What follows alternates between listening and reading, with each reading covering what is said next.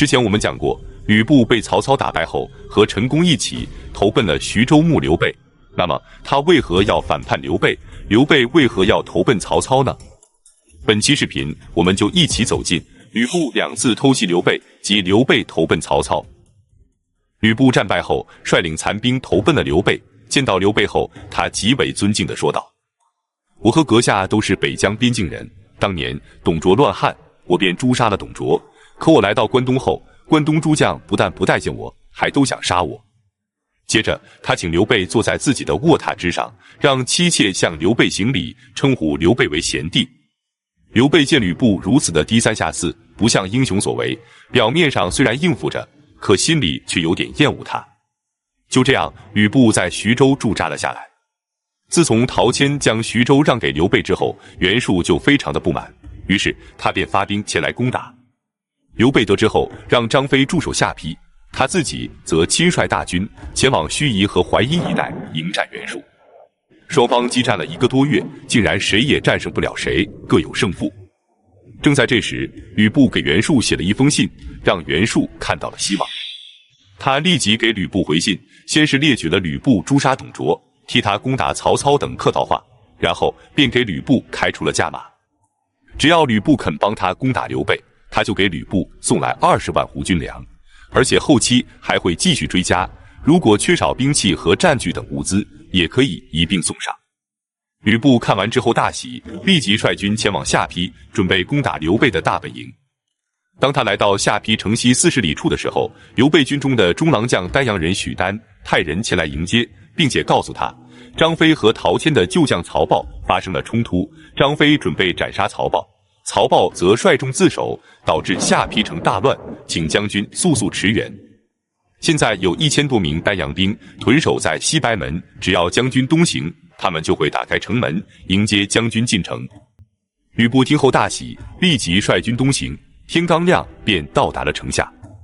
丹阳兵果然打开了城门，吕布率军冲入下邳城，大败张飞，并且将刘备的妻妾儿女全都给俘虏了。消息传到前线，刘备大惊，立即率军回还。当他们日夜兼程地到达下邳城时，刘备军中的诸将见家眷被吕布俘虏，都不敢迎战，纷纷的逃散。不得已，刘备只能收拾残兵去攻打广陵郡，准备在那里落脚。结果袁术早已在广陵等着他了，刘备再次战败，不得已只能在广陵郡的海西县屯驻。此时军中缺粮，将士们饥困疲惫，竟然出现了人吃人的现象。万般无奈之下，刘备只能派出使者向吕布请降。此时的吕布也非常生气，他已经打败了刘备，可袁术答应他的20万斛粮食却没了着落，于是他便与袁术翻脸，答应了刘备的求和。于是刘备率领着残兵败将，无比悲凉地走进了下邳城，吕布则将家眷都归还于他。这时吕布手下的诸将都来劝说道，刘备此人反复难养，最好趁早把他给杀了。可吕布不但拒绝了，还把此事告诉了刘备。刘备明白吕布这是给自己一个下马威，于是便向吕布提出前往小沛屯驻。吕布非常爽快的就答应了，并且任命他为豫州刺史，让他前往小沛驻扎。刘备走后，吕布便自称为徐州牧。这是吕布出关以来第一次有了立足之地，下邳城以及整个徐州都是吕布的地盘了。196年6月的一天夜里，吕布正在睡觉，突然有一支兵马潜入城中，直冲吕布的府邸，准备刺杀吕布。惊慌之下，吕布携带妻子从墙壁的一角跃出，直奔高顺的军营。高顺连忙问道：“是谁这么大胆，竟然敢刺杀将军？”吕布回想说道：“我走得匆忙，并没有看清到底是谁，但听口音应该是河内郡的人。”高顺便猜想应该是郝萌，随即率军前往郝萌的大营。此时郝萌偷袭吕布不成，率领士兵准备返回营帐，结果刚到营门就遇到了他手下的部将曹信，正严阵以待地守在营门口。之后双方便立即展开激战。等高顺赶到的时候，郝萌被斩下了一条臂膀，曹信也已身负重伤。高顺立即斩下郝萌的首级，抬着受伤的曹信去面见吕布。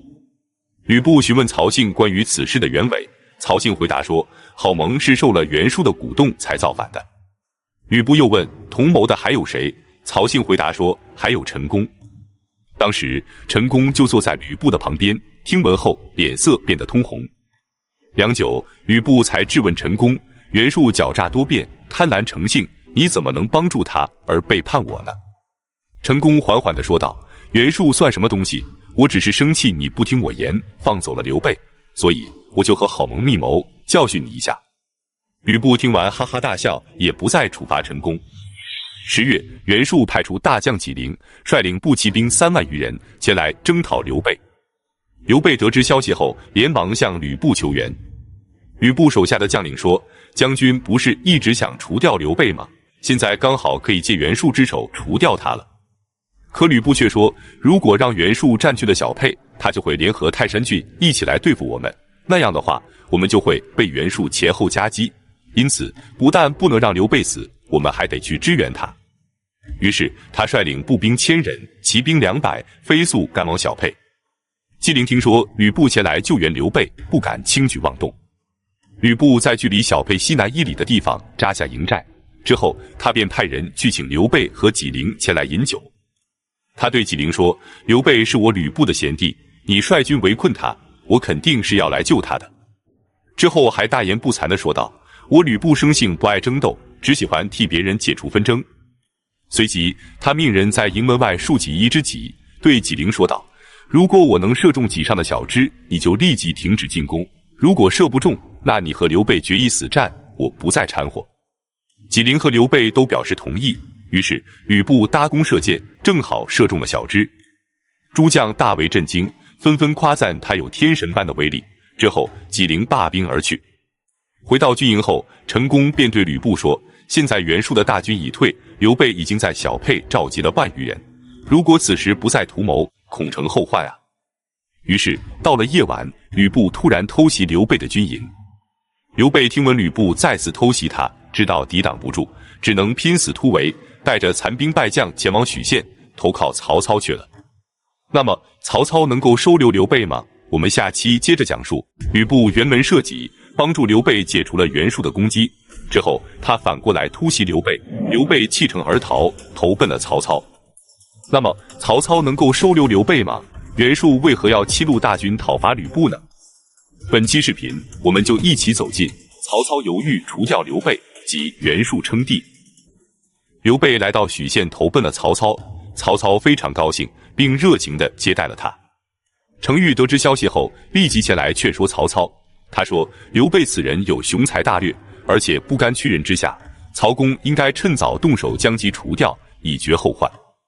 曹操听后有些犹豫，送走了程昱后，他召来了郭嘉。郭嘉字奉孝，颍川郡阳翟人，即今天河南省禹州市人。他少年时就很有远见，弱冠之年便开始隐居，密交豪杰俊才，不与俗人往来，所以很少有人知道他。后来他投奔了袁绍，交往了一段时间后，他觉得袁绍奇人，好学周公礼贤下士之皮毛，但好谋无断，犹豫寡决，不是建立霸业的明主，于是便离开了袁绍。赋闲了6年之后，曹操让荀彧给他推荐人才，荀彧便推荐了好友郭嘉。曹操和郭嘉讨论了天下大事之后，曹操兴奋地说道：能帮助我成就大业的，一定就是此人。郭嘉也对众人说道：曹公才是我真正要找的主公啊。此时曹操询问郭嘉关于是否除掉刘备的意见时，郭嘉说：曹公想以诚信招揽天下英豪，而刘备素有英雄之名，如果你杀了他，就有了杀害贤士的恶名，以后谁还敢来投奔你呢？所以除掉一人之患，而危害四海声望，此举甚为不妥，还请曹公三思啊。曹操也深有同感，便听从了郭嘉的建议。他不但不杀刘备，还给刘备支援了兵马粮草，封他为豫州牧，让他率军去攻打吕布报仇。再来看袁术。当年孙坚攻打董卓，进入洛阳城后，意外地得到了传国玉玺。袁术得知后，立即扣押了孙坚的妻子，逼他交出传国玉玺。自从他拿到玉玺后，就一直做着皇帝的美梦。197年春，袁术在寿春称帝，建号仲氏，并在城南和城北筑起了皇帝祭天所用的祭坛，从此便过上了奢侈荒淫、挥霍无度的生活。后宫妻妾就高达数百人，个个穿着裸体丽装，精美的食物也是应有尽有。接着，他便要联络承认他称帝的盟友。他首先想到的是陈规。陈规出身于名门望族，从小就与袁术有交情，此时担任着沛国国相。陈规的长子就是支持刘备继任徐州牧的陈登，次子陈婴此时正在下邳。于是袁术为了得到陈规的支持，先派人劫持了陈婴，然后给陈规写信，希望他能支持自己称帝，但遭到了陈规的拒绝。接着他派韩胤为使节去说服吕布，为了能得到吕布的支持，他请求和吕布结为儿女亲家，让吕布将女儿嫁给自己的儿子。吕布一直惦记着袁术的20万斛粮食，就欣然同意了这门亲事，让韩胤带着自己的女儿返回寿春成亲。陈规得知后，觉得袁术和吕布一旦联姻，徐州和扬州便会连为一体，到时候必定是祸患无穷。于是他立即前往下邳城劝说吕布。他说：“将军你诛杀董卓，曹操奉迎天子，你们都是忠于朝廷的，理应同心协力匡扶汉室，怎能与袁术联姻呢？袁术叛汉称帝，逆天行事，一旦你和他联姻，必定受到不义之名，自毁英雄气概，恐有累卵之危呀！”吕布听完，惊出一身冷汗，连忙派人去追回自己的女儿。之后求见了袁术的使者韩胤，给他带上枷锁和镣铐，送往许县，向曹操示好。陈规本想让自己的儿子陈登前往许县，但吕布没有同意，并派他人前往。韩胤被送到许县后，曹操非常高兴，亲自给吕布写信，对他与袁术断绝联姻的做法深表赞同，并且以天子的名义封他为左将军。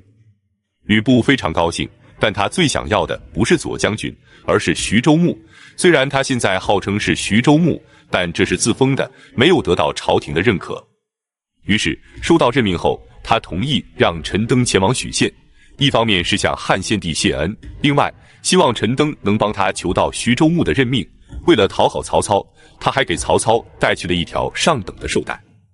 然而陈登见到曹操后，却对曹操说：“吕布有勇无谋，反复无常，希望曹公能早日图谋他。”曹操听后非常高兴，立即将他父亲陈规的俸禄提到了2000担，并且拜陈登为广陵太守。临别时，曹操拉着陈登的手说：“东边的事就托付给你了。”告别曹操后，陈登返回了下邳城。